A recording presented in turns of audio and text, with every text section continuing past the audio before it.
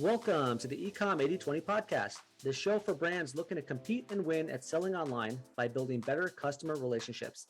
Hosted by Isaac Hyman and Jaco Rosenberg, co-founders of Highflyer Digital and marketing experts for 7, 8, and 9-figure brands, we'll reveal, discuss, and demystify the secret strategies that the top 1% use to acquire, convert, and retain customers better.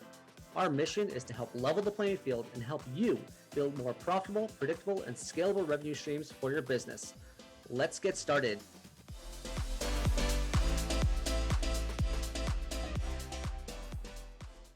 Welcome back to another episode of the Ecom 80/20 podcast. I'm your host, Jaco Rosenberg, with my partner, Isaac Hyman. And today we have a special guest, Adam Shaffer from Omnichannel Distribution. He's here to talk everything e-commerce to help our customers and our visitors and our listeners work smarter, not harder. So thanks so much for joining, Adam. It's great to meet you. Oh, great meeting you guys live, and thanks for having me on the podcast. Exciting. Yeah, it should be a lot of fun. Let's talk a little bit about your background. Adam is currently the president of Omnichannel Distribution, and he's had many C-suite level positions over the years. He was the president of Tiger Direct, chief marketing officer at vendor management at PCM, and you are really, 30 years or so in the e-com space, and us who've been in the business for about 15 years ourselves, we really appreciate when people are in the space for a long time, because it's not so simple, and sticking with it, we definitely commend that. So tell us a little bit about your background. I listed some of those places where you worked, but tell us a little bit about your e-com background specifically.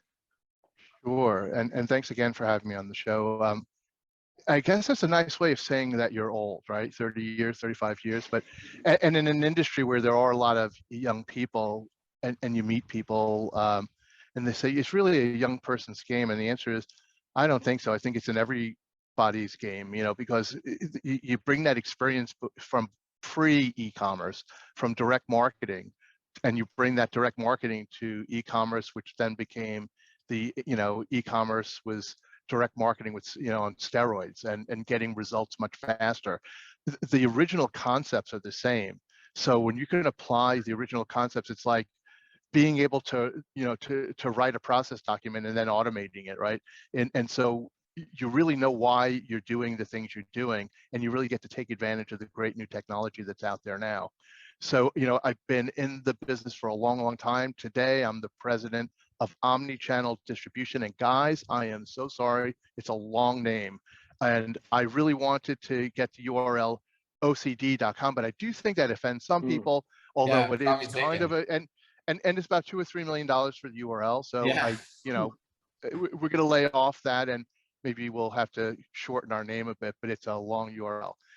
But Omnichannel Distribution is an e-commerce brand accelerator. We help brands, small and large, known and not known brands, excel, succeed, and navigate e-commerce, whether it's their own direct-to-consumer business or direct-to-business, or it's trying to navigate and sell and be successful and protect their brands on the different marketplaces.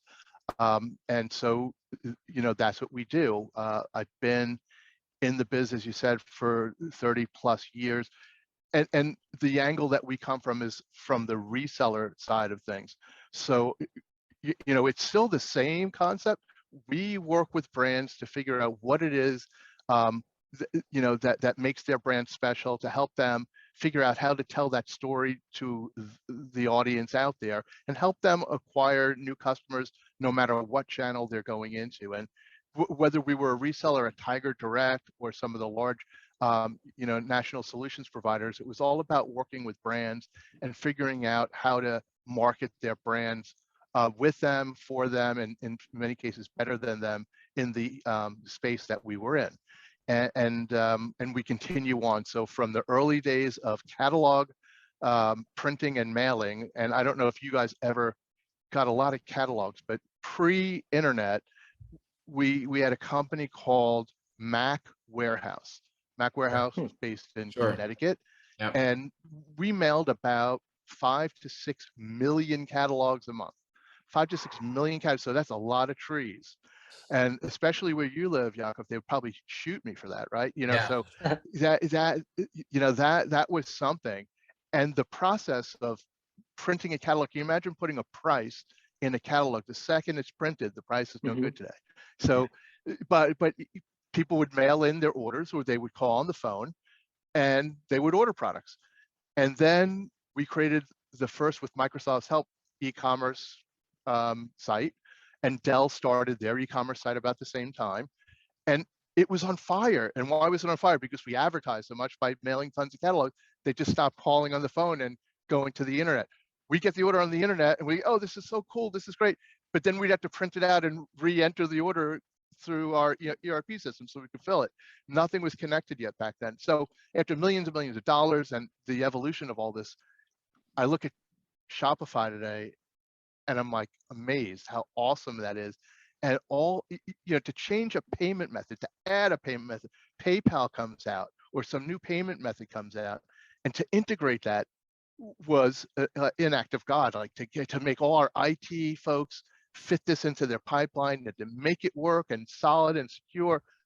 And now it's there. You just Yeah. turn it, I'm amazed. So I think that the world has evolved. So going back from the earliest days to where we are now, the opportunity, everybody could be selling e-commerce. I mean, if you have a brand and you're not doing something direct to have a connection with your customers, whether it's making sure that either parts are available, some products are available, or your full product line is available, as long as you don't hurt your channel with conflicting pricing and information, you're crazy not to want to have that relationship where you can have it and develop that brand.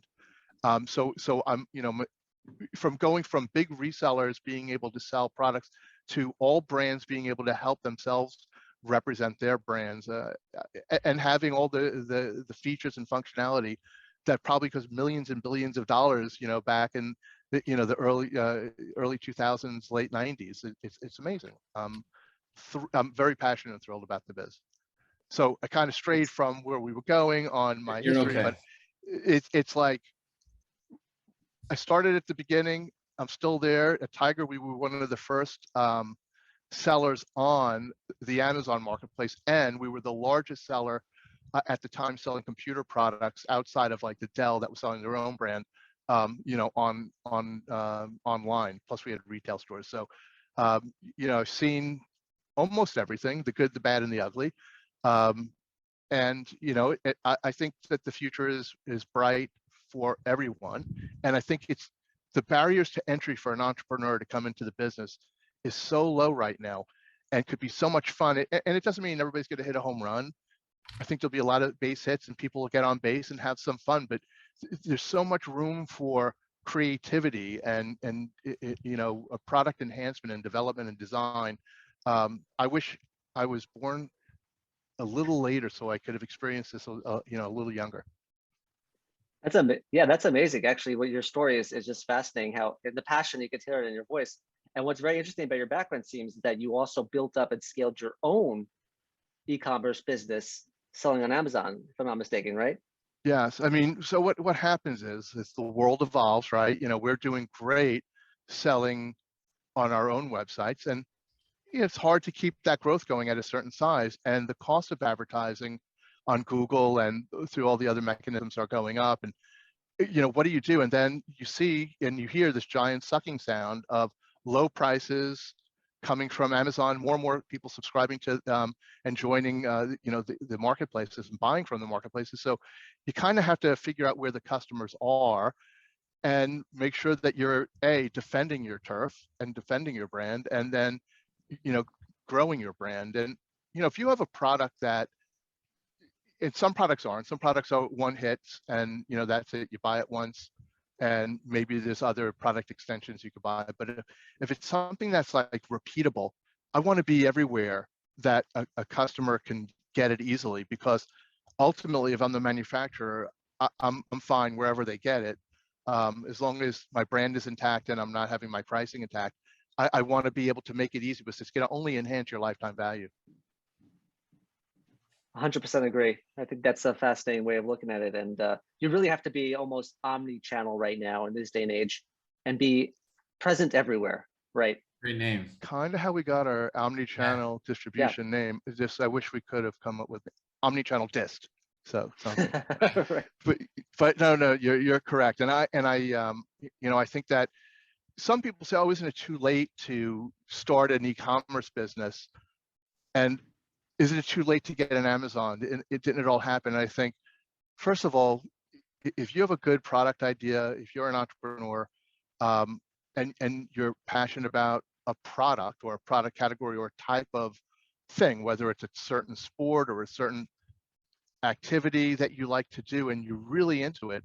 Now, there's some that say, no, you can't do it that way. You have to look at the market. But I'm saying, well, if you don't have the passion for it, I don't care. Like, it might not be that much fun for you and it won't last that long. But if you have the passion for something and you realize that there's a problem that you could solve if they only did this, or I looked at all these products and they don't solve this problem, and you find that one thing that differentiates you, you could now really produce that product reasonably inexpensively through the supply chain that's out there and the manufacturing chain that's out there. And you could bring that to market on your own direct-to-consumer, direct-to-business site, or you could do it on the marketplaces. And that's part one, is getting the product, but then it's how do you actually get the word out there and get the marketing out there. And that's where I think a lot of people fall down, because they might be genius at the creative side, but they don't have the skills on the advertising, on the content, making it SEO friendly, acquiring customers at an affordable rate. It's hard. Then there's the logistics of it all, and making it, having it in stock, because you can't sell it if you don't have it. I guess you can back order it, but on Amazon you can't. But on your own site you can. But you really need to be able to have the product where the product needs to be, tie up all your cash on product, which gets harder as you grow. And so I think that getting help at the beginning, getting help in the middle, and getting help at the end is always better, because if you're not focused on the advertising space, and you guys know this because you live in this world, it changes, by the minute, by the day. Prices go up, new opportunities are there to use micro influencers. You like it or not, it's an important part of launching products or maintaining products. But you might be good at Google, but do you get how to do it on Amazon? You might be good on Amazon, but do you know how to do it on Google? If you participate in Amazon and you don't advertise, you're not going to succeed. And there's so many different variations of advertising, and then the ability to create the videos that are needed for some of the better advertising. But Amazon now wants you to be great at Google, because they want you to bring your Google traffic over to Amazon, and they compensate you with a discount, right? So, could this entrepreneur be great at everything? I'm sure there are killers in every area, but I do think to start, sure, light it up, get it going, get the presence, but then get some help in certain areas that you're not great in, and it'll make the business a little bit more enjoyable for you. But that's when you'll get traction. Right. Getting like reviews, whether it's your own site or their site, is a big deal. Yeah, we like to say we like to find people who like to play where we'd have to work. So you're saying exactly like that, like somebody who you can get started, but then you need to find people who can help you accelerate even more. Yeah, for sure. And the same thing doesn't work all the time. Like, if you're not always trying to beat your results, I mean, again, Amazon and Walmart and all these companies are spending, and Google is spending fortune on advertising, and now you have all the brands spending money on advertising. And so in comes the mom and pop entrepreneur, and they're competing on the PPC with all the, so the inflation on advertising has gone up. So you got to figure out how to be better. You have to figure out how to get better conversion rates for that money you're investing. And it used to be where advertising was maybe, I don't know, 3, 4, 5% of sales. Now you got to budget 10% plus. If you're launching a product, it could be 100% for a little bit, and you got to get that product going. But how do you maintain the lowest cost of acquisition and maintain your growth if you want to make some money? And it's hard. So you do need somebody that's always testing, always trying and combining things. And it is the combination of things that really do work. It's not purely just one thing. And I think people just try to look at this one thing and they don't attribute some of the other things that might be helping that final conversion.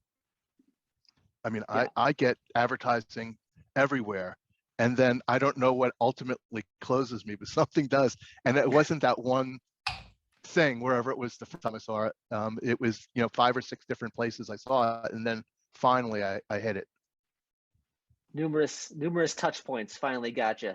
And it's interesting because as we're mentioning that the podcast is focused on the 80-20 rule. 80% of your results come from 20% of your efforts. Do you feel, having been involved with Amazon for so long, and we have clients that sell directly and on Amazon, and considering Amazon is now introducing buy now with Amazon Prime call to actions outside, and then there's fulfillment FBA, and then do you feel that using Amazon in general for all the e-commerce fulfillment and options out there, is that beneficial for workers' time? Is that beneficial for their bottom dollar? Do you feel it's a much more efficient way of operating? I think if you're a Shopify or direct-to-consumer player, and you want to participate and grow on Amazon, and I think you should, as long as you are in sync. So you don't want to be lower in one place. Some people might want to try to do that. Maybe you want to have a larger offering or a bigger portfolio of products on your own website, and maybe not share all that on the Amazon or the Walmart side of the house. But I do think that somebody is going to eat your game, eat your lunch, eat into your space if you're not participating there. And if somebody buys your brand on Amazon and they like the brand and the brand resonates with them and they want to learn more, whether you own the customer or not on Amazon, they're going to find you. So I think by having your brand there, they might go to learn more on your own website. They might go to find more about your story. If they like the product, they might wind up just buying from your website, if that's the ultimate goal. So I do think that when you look at the results of a D2C site, there's definitely some attributable gain by being on Amazon. And it's really not sucking it off your D2C side. I think it's really additive. And again, you might make a few more dollars on that D2C site, but there are other costs. And I think you just got to, look at everything in whole. Am I really acquiring more customers by being on Amazon? And I think for most brands, yeah, they are. The trick is, how do I make sure that this other brand doesn't, take it away from me? So you need to play a little defense. Yeah, that's one of the things that we Well try said. to help our customers do, our clients and anyone in the e-commerce space, is really move away from the behemoth of Amazon. So how would you address that when you're talking to small business owners or e-commerce owners and say, you touched on it a little bit, but that you have to be on Amazon just because everyone is there. But, from a margins perspective, you obviously make a lot more money when you're selling it directly on your own Shopify site than you do on Amazon. So Yeah. But Jakob, it's true. I mean, it's true that it could be cheaper, but what if the cost to acquire on your own site is 20%? I'm making it up. And all in on Amazon is 15%. So maybe, but the beauty is, on your own site, I now can email that customer over and over again. I can market to them, I can remarket to them. It's awesome, right? So I think that I really do want to have my own customer base. I want to control my destiny a bit. So I really use the Amazon to get incremental, even if the incremental is quite large. I do think that we're going to get more customers to D2C. So I think that part of it is, and I'm not saying this is the answer for everybody, but I don't think I would offer my entire product line on Amazon. I would have a few of the same products, but I don't think I would have the whole enchilada there. I think I might have different variations of the product not found on Amazon on my own site, and get the brand out there, get the sales going. They buy the product. There's the box. You have to be careful on how you do this, but there's always something about the manufacturer in there. There's also a warranty card. There's a registration card. There's ways to not purposely migrate them, but get the interest and get the connection with the customer. All you want to do is get that connection with the customer and then ultimately let them buy where they want to buy. But I do think you should keep a little special sauce on your own site. There's a company that I really, my kids like, and I think it's pretty cool, it's called Specs. And they make these like fidgety things, like metal metallic magnetic balls, and you play with them in your hands. And I went to go buy it on Amazon. Like I saw the ad and I couldn't find it, but I found other products of Specs on Amazon, but not these things that they wanted. Not that they didn't want the other thing, but they want everything, but not this and not a few of their others. And I'm like, what's going on? That's weird. So Amazon doesn't sell this, but they sell this. And then I go to the spec site and there it was. So they are taking something that I'm sure would sell well, but they're not putting it there. Maybe you'll see it there in 3 months. So maybe, or maybe it's the other way around. It's a launch strategy and it vanishes and it stays in their site. But I do think they play well together. And then going back to the fulfillment, I think that Amazon is making it easier for brands to do both. And I think that they understand that brands want to sell direct. I think they understand that they could be out of stock if a brand doesn't stock it up at FBA. I also think that Big Brother might want to know what's going on out there. So I think that leveraging FBA and their freight rates, which are probably the best, I don't know how anybody can ever touch them. If Amazon is going to do a great job fulfilling for you, and you have a Shopify or another direct to consumer site, but Shopify is kind of, it's kind of integrated. You could be shipping and eBay, from your stock at Amazon. Right. And so why not? Space is kind of important, expensive, and sure, Amazon does charge you, but it's really nothing until it gets really aged. And they ship it cheaper than you'll ship it for the most part. And they're a picking and packing machine. So, now I have my stuff in one spot. I don't care what channel it gets sold through. That's a direct channel. And I get it shipped to them. Great. So I think it's really good. I definitely would keep some stock back in case something happens or product gets lost or stranded or something like that. But I would definitely try to leverage that for all it's worth. Now we're seeing Walmart being interesting. Like, Walmart doesn't like it being shipped from Amazon. So they'll punish you if they see that. Amazon's trying to make it where you can't tell that it's coming from Amazon. So it's kind of an interesting game that's going on. But I think Walmart should let them do it. I think they have to interact, because the more you try and create these defenses, the harder it is for the sellers, and something bad is going to happen to get to try and leave one of these platforms because it's too expensive to have product everywhere. Yeah, there's a lot of marketplaces out there. They should all play nicely, but unfortunately they don't. So world peace, that's all we want. Peace in our time. How do you deal? I know, considering you're in, you definitely have seen a lot of great products being sold, and I think some elements of Amazon that I'm not historically, and I've also dealt with catalog brands very similar to how you started this full booklet, right? So a lot of brands are always concerned about counterfeiting and Amazon's walled garden and things like that. What's your experience with that, and how have you seen that been kind of like still to the advantage of the brand and the customer? I think Amazon really does try to help on the counterfeit side. I mean, I think they'll err on the side of the brand and the consumer for sure when it comes to even the sniff of it being potentially counterfeit. But what we try to advocate to brands is to work with companies like us, so we could be their one point to go to try and help them do the product testing, to product buys, trying to identify who we think and they might think are some of the bad actors and unauthorized sellers, and try and find out their sources. So we're part of the chain of trying to expose who the bad guys are. And Amazon has a few programs to help. Some of them are easier than others for manufacturers to be able to deal with, because it might apply to everything a manufacturer does, and they can't use it for other channels. Like it's a bit of a conflict for them. But I do think you need to have somebody there that's always looking at the sellers selling your brand. I think you got to do everything to lock down your content the best you can. I think you got to be always crawling and looking for people that are putting listings on using your brand, even if they have kind of different variations of the name. And it's another reason you need help out there.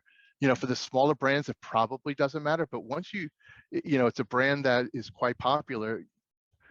I mean, I travel and I could buy the Rolex watch spelled wrong, in a lot of different countries, and it's a great deal. Like like there's bad actors, but beyond the counterfeit stuff, there's the unauthorized stuff. Meaning, it's not illegal, it's gray. It's something that the brand doesn't want. They don't want unauthorized players selling their products, and it's a free world, but they might not want the distributor where they're getting it from to sell it to them, and so they'll figure out, how do we help them cut them off? So it's really like limiting how many people could sell your product on Amazon. So when it's your own brand and you're a 3P or a third party and you're the manufacturer, really easy to control. Really good reason to do 3P. Once you start selling to Amazon directly and you get bigger, and you have a massive distribution channel that people, sellers could buy the stuff anywhere, there's a lot of work that goes into it. Then there's buying it overseas, so you could buy it from a different territory, change the cable, and bring it in and sell it as, American goods.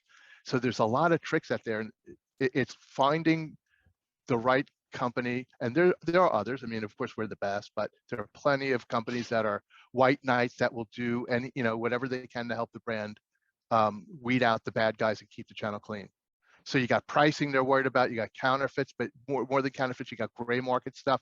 Then you have people selling, new, used as new, or, slightly used as new, and you don't want that either. So you really want to know who's selling your stuff. You want genuine parts, you want genuine products. You don't want people having a bad experience, but they're not mad at the seller, they're mad at the brand. Right. So Yes, that's exactly it. Go ahead, Jaco. no, you go for it.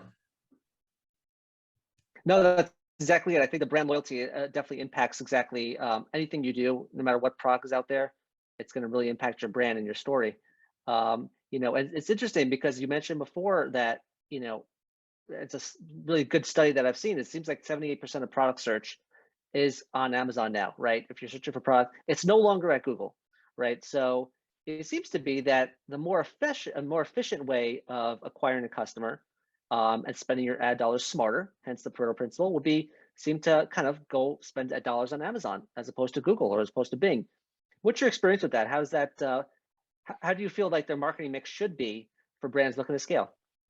It depends on, the stage of their life. If it's a brand new product that doesn't have the big customer base yet, the traffic's there, right? On Amazon.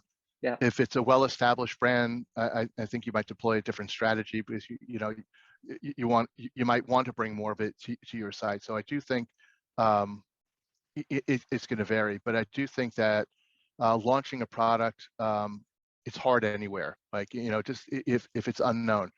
With Amazon, if it's a variation of a product that already exists, you have a fighting chance because you could tie it to the SKU it was born out of, or the family it was born out of. On your own site, you can email, contact, SMS, you could promote it. So I think you should do the 1-2 punch and then, evaluate what's the most efficient. But if you could tie things to the product that was doing, or that is doing well, your hero product, it's probably the most efficient way of all the means to acquire new customers. Again, go after your base, that for sure.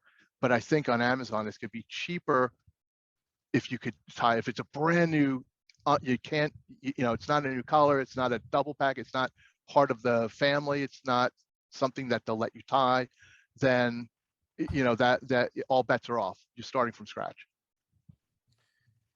We have a client. We have a client that has it's a B2B product, and it sells really well for a while. And it's like a wireless. on a conference room, it's like something you can control from a main dashboard, and kind of schedule meetings in different rooms, and it's really like a wireless digital signage that's controlled elsewhere purely from meetings and blocking rooms up. And you say, wow, that's interesting. Well, it's pretty niche product, but I guess, you know, larger companies were interested in selling great, and somehow they came out with a new version, and they created a brand new ASIN, and it wasn't tied, and the other one went out of stock and lost its juice over time, and their sales plummeted. It's like, what? Like, why didn't you tie it? Why didn't you have the new version? Why didn't you? This was absolutely tieable, and you started from ground zero all over again. You know, and they didn't have to. Now, a lot of people have to, but here they didn't have to. So I think you have to say, when I'm coming out with a new product, which is the best way to go. I think by having as much information on your website, if people want to buy it, great. Do some of your own Google, put it in both places to see what the results are, but try and tie it to something that's already getting a ton of traffic. And you know, you are definitely going to get more traffic. You'll see whenever you do a promo on Amazon, you get to see more action on your own D2C site. Absolutely. Speaking of your own site, how is it that you manage to take some of the data that you're learning on Amazon and apply it to, you know, your client's e-commerce side as well? You know, it isn't always so much information that's shared from Amazon. So what can you learn from your Amazon sales that you can apply to an e-commerce site? Well, you know, almost always you could figure out, first of all, depending on the product. Now, if something is pure consumer, then it's pure consumer. But there are products that kind of lie in between. So one thing that you could quickly find out is the mix of companies or businesses that are buying with the business name as compared to the consumer side. And you'll see that depending on the product, it could be 50-50, it could be 70-30. So just that alone, is that the greatest part of the demographics? Well, it helps me understand, you know, the interest level. Also, just things like colors, and interesting colors, price points, that if you want to test price points, there's so much more traffic there to learn about what you might want to now use on your site. You could start on your site and go the other way around, but I think almost always there's more traffic going on the Amazon side. So, you know, always things could be different, never perfect, but you definitely learn about velocity, bestsellers. One thing about Amazon, I have to say, that's different than other sites or retail, is that products, even when you introduce a new product, have a much longer life. And it's only because of the reviews and the traffic that's going to that page. So something that is end of life, there's a new version out, it could have a much longer life on Amazon than your own site. So it could also be, if you are going to discontinue a product and bring out a new version, you might want to make that 100% on your marketplace on Amazon, because it'll go a lot longer and it'll let you start clean on your own site. What does that mean? But it is amazing. Right. So would that mean that you're because a product is going out, you can extend the end of life, or before you introduce a new product? Or yes, you could do both. You could, instead of having to liquidate it, maybe you might be able to continue it going at your normal margin and be able to launch your new products both on Amazon but on your own site, and you now have a way to get rid of it faster. Mhm. And then what you just said is exactly what you can do. You can actually keep that as a differentiated separate SKU and keep it going, as long as, you know, the technology is still good. If there is technology, if it's not technology and it's a size or a pattern or whatever it would be, you could just keep that going as a separate SKU. It's a separate revenue stream. You know, we look at products that might be discontinued even in the US, and in other territories the brand has it going, and we would say, look, this thing is selling X thousand a month. Like, why don't we just keep it going? The minimum order quantity is what? Okay, let's make that a SKU here still. And now it's even better because we are super exclusive. The only place you can get it is through us on Amazon, because there's no way Amazon could find it and buy it. We're the only guys that have it. So we kind of dig that. and you know, you don't want to do that for something that might be just out of date, out of style completely. But if something's a regular runner, it could be something like, I don't know, a certain size of toothpaste. It doesn't have to be something, a major difference. If they stop making that size of toothpaste, and there's a ton of people that love buying that toothpaste in that size because they just programmed to go to that page, keep it going. Yeah, for sure. It's amazing. I think it's very insightful to see that, just like we were saying before, the impact that one product has on your website versus one product from Amazon, and how you can learn so many different things. And just I recall a client who also had this. They were doing some marketing, considering we do email and SMS. They're doing a lot of emails regarding a certain product, but customers tended to go and buy the product sometimes on Amazon, even though we were marketing it to their email list. So that begs the question: are our customers now predominantly, is convenience the only form of loyalty nowadays, especially when it comes to e-commerce? Or Yeah, it depends on size of the purchase. Like convenience could be, but credit could be. You know, they could have, you know, the Amazon card that if you're, you know, loyal payer, keeps on going up. So it's like another credit line you have if you want to buy things. You could do payment plans on Amazon. So it could be that, you know, I buy from multiple places, but I could do zero interest here. So is that convenience? Well, maybe it's financial convenience. So maybe that does fit in the same category. I think there's something to be said for loyalty, but there's something to be said for trust. Is it easier if I don't like it to return it to the brand or to Amazon? Like, I think is Amazon, right? Like, you know, like I just bought something from a sports brand, clothing for my child, and I always get the sizes wrong. But I bought it from, you know, like one of the big brands, and it took a week and a half to 2 weeks for me to get the thing in the mail. But I knew that going, it would take a few days.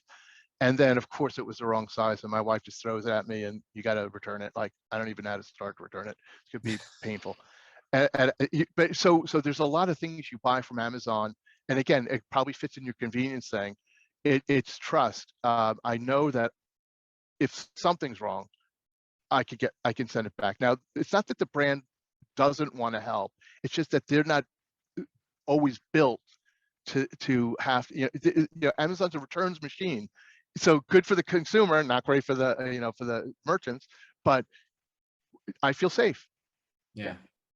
And so does everybody. So it's like, depends on what it is. Like, you know, if it's cheaper by $5 somewhere else, but I'm really not 100% sure I'm going to love this thing, I'd buy from Amazon. Right. And that goes into, excellent point. We say with our clients is, you know, anytime you talk about an e-commerce business, what's your USP? What makes you different? And why would somebody want to buy on your site versus Amazon? But, you know, that's something that you always have to weigh when you're talking about e-commerce.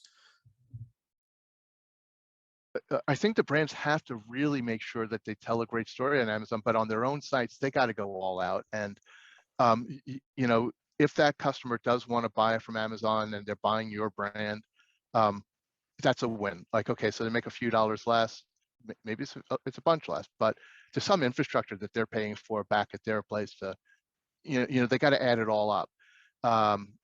But use your site not just to be able to convert orders, which you have to do, but just tell every bit of the story you can, show as much products in use as you can, go above and beyond, because you're not limited to the space that you are on Amazon.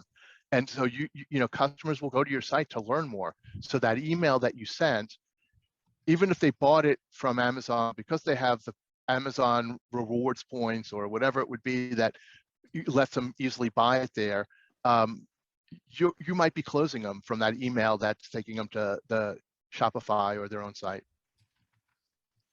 Absolutely. So that's not bad. And think about your products. If you're a multi-channel, omni-channel, and say it's a sports drink or something that you use on a regular basis, coffee or something, and it's sold on Amazon, sold on Walmart, it's sold on your own site, it's sold at all the supermarkets. You know, do I really care where I convert? You know, yeah, of course I'd love them because maybe I make more margin on this, but this is about lifetime value now. And I got, you know, whatever's easier at that moment in time for that customer, I want them into my brand. So I know that if I acquired them on Amazon, I don't even have to know who they are, because all these different places that they could find. If they like my brand, I'm going to get more business. So I know that if I sell one on Amazon, I'm going to sell 10 more in the next 3 months in total from all these different places from that new customer. And I think that's really what you got to add up. Is like, what's my real cost to acquire, and what's my lifetime value from that customer, looking at all the different channels, with your efforts on your own site being one. And it could be the main, or it could just be part of the puzzle. But play it all out. Just protect your brand, tell a great story, and don't whore the stuff out. Like, don't let somebody destroy your pricing, because it's hard to come back from the low pricing. Yeah, absolutely. And Yeah, you're absolutely right. I think that's. Go ahead. No, it's absolutely right. And I think I love how you said that the key metrics you really got to pay attention to is your CACs, customer acquisition cost, and your LTV. Those are the ones that kind of not many people think big picture about. And sometimes it's hard to measure in the short term. So that's a really great takeaway from this. Those two metrics to keep an eye on. And one metric that's really different that we used to, back in the Tiger Direct days, that were very different than selling on Amazon, but you still have it on your D2C site, is the basket, right? So at Amazon, you don't have the basket anymore. Amazon has the basket. So we would sell components to build your own computer. Now, kind of geeky, but plenty of people are into building their own PC. And there's the fan, the cooler, the motherboard, the chips, the processor. And so you wind up selling the processor below cost and lose money. And they go, why? Because when every basket on average, you have 7 line items of other things. So we're making 18% margin on a person that's buying a processor. But today on Amazon, they might buy the processor from, you don't know who you're buying it from. Like, you're buying it from everyone. And it's Amazon that's benefiting, whether it's being sold direct from Amazon or from one of the 3Ps that are paying them a fee. So Amazon's calculating that basket. And so it used to be that you can go in the hole on a product and make it back on the basket. And now that's what their benefit. But on your D2C site, when I buy whatever I'm buying, so that's why the add-ons, the extra stuff, is a bigger deal, because you do get the basket. You can have a sale on a shirt, knowing that 30% of the people are going to buy another 2 different color shirts or something like that at the higher price. And so you could do a lot more of I don't know, bundling promo, loss leaders on your own site. You can't do loss leaders really unless you have this subscription kind of biz. Yeah, it's for sure. And this has been a really fascinating conversation, really enlightening, and just to be respectful of everybody's time, we are coming up a little bit on time here. So if you could give us one last insight as to a business that's starting off, how they can get into the Amazon space, and how they can balance that with their own e-commerce site, give us that if you can. Yeah, it is a great question. So if a brand is selling on their own direct to consumer site and they want to try to get into the marketplace, I would definitely look at the other competitors first and look at the size, see what they're doing, see what they're probably spending, which you could get some help to figure out, or you can use some software tools that are out there, and decide, hey, I should be here. This is a big market and I'm losing share. So first is getting over the hump. They made that decision. Then it's let me open my store on my own, or let me get some help to do it. And I think they have to decide, do they want to start this thing up on their own or not? I think in some cases it might be really fast and easy for just them to get the basics done. But I think ultimately, if they want to be successful and they want to protect their brand and they want to stay in stock, they should find a company that can help them, but not many companies, like a company that is going to make sure that they work together and they both benefit from the sales and the growth of the company. But I think there's so much opportunity, and to always be thinking, how do I try to differentiate my own offering a little bit to make sure that there is some benefit to customers buying in either channel. I want to go in it to grow, not to take share from myself. I want to grow I don't mind taking share from a competitor, but I Right. don't want to take my own share and just shift it over. And so like you got to have that in it to win it, but not share shift my own stuff. Absolutely. And we want to help you guys. So whoever wants to move over there to the Amazon Walmart world, or if you need help on your Shopify, we'd love to help you, give you advice, and buy and sell your stuff. Absolutely. So how can our listeners find you online, contact information? Where can they reach out to you? This is where it gets a little tricky because it's omnichanneldistribution.com. And if you could spell it without a typo, we're there. So omnichanneldistribution.com. And I'll send you guys the link that maybe you can put it in the show notes if there's a place for that. And you could find me. I usually do the social media that I do for myself, just really on LinkedIn. It might be boring for others. I don't have the moving pictures of myself on my Aruba vacation, but it's it's Adam Shaffer, Shaffer, and you can find me on LinkedIn, and I get back to all the messages there too. And Amazing. we'd love to talk to you and hear your story and figure out what you're working on, see how we can help. Yeah. Thanks so much for your time. This has really been a lot of fun. We could easily talk for hours. I mean, this could go on, and it's already been quite some time, but we can even go on longer, but we'll spare our listeners, and maybe we'll do a part 2 down the road. So Adam, thanks so much for joining us. Isaac, any parting words? Well, let me know when you're in the States, Yakov. I mean, if you could be in New York, or you could come down to Miami, or if you're going to go to a show here, like a CES or whatever it would be, would love to meet you in person. Great. And Jersey is easy. Jersey, yeah. I mean,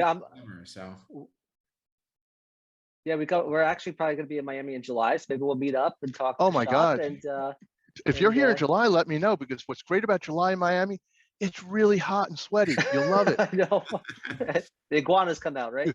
Yeah. Oh, it's iguana season for sure. But please, if you guys are here, we definitely got to hang. Oh, absolutely. Definitely. That sounds good.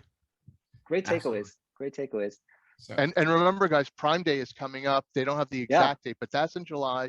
And if you have a Shopify site, it's just a big shopping day. So, yes.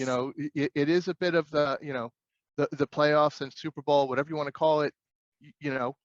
Figure out what you're going to do to make some noise that day. If you have products, and some people can't afford to do the promos because the prices have gone up, but it's not a bad time to get onto Amazon, but it's also a good time to promote. Everybody's going to be promoting. It's like the holiday. Leverage it. 100%. Sure. All right, guys. Sure. Have a great one. Thanks so Let's much. Stay in touch on all. Absolutely. This has been another episode of the Ecom 80/20 podcast. I'm your host, Jakob Rosenberg, with my partner, Isaac Hyman. And our special guest today was Adam Shaffer from Omnichannel Distribution. Thanks again. Have a great week, everybody. Thanks for listening to the Ecom 80/20 podcast. If you enjoyed this show, please make sure to subscribe and follow us on social at Highflyer Digital for daily tips, content, and videos. To put this week's strategy into action and move your brand forward, go to highflyerdigital.com/book and schedule a free 15-minute chat with Isaac and Yakov. Let's partner together to compete and win at e-commerce. Your brand is worth it. Until next week, this is Isaac and Yakov wishing you a successful and profitable week.